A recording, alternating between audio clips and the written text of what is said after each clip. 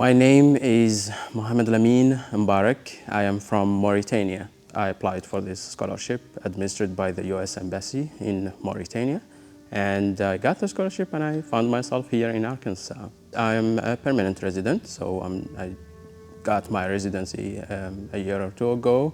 But before that, I was a refugee and I had to seek asylum and go through all of that process. What led me to seek asylum, because of my political advocacy, I tended to speak a lot and to express my opinions on a lot of social injustices. But after I arrived here, I think the government took it differently. They looked at it as if it's now a big deal. Now somehow I was accused of treason and being sometimes like ridiculously described as a spy. So I had to seek asylum and hope for the best after that. So that's how I ended up seeking asylum and become a refugee here.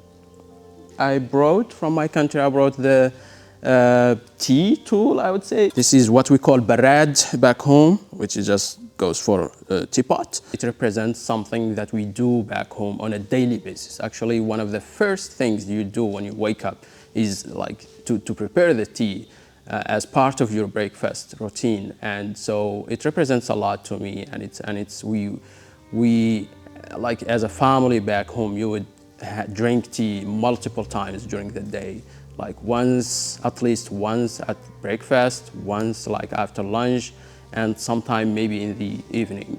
So I find it very unique and very kind of indispensable for us that way. What made me work for Canopy of Northwest Arkansas is, I would say, essentially personal, my own personal journey, my own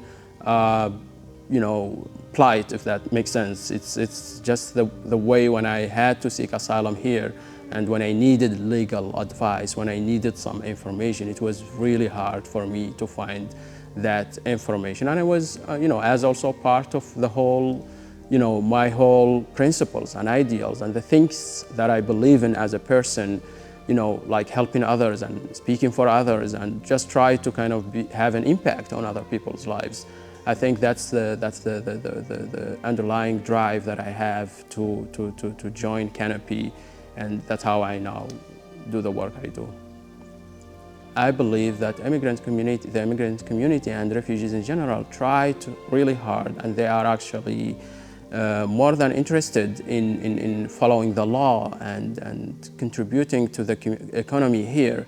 And they do actually in real life, but sometimes that's overlooked due to politics or some other things. And I just wish that people can take the steps or the trouble to go actually and hear from these new neighbors and learn from their experiences. And I believe that the majority of people who seek immigration status here in this country, they actually want to have a good life, secure life. They are running from trouble and they wouldn't want to make trouble in this new environment.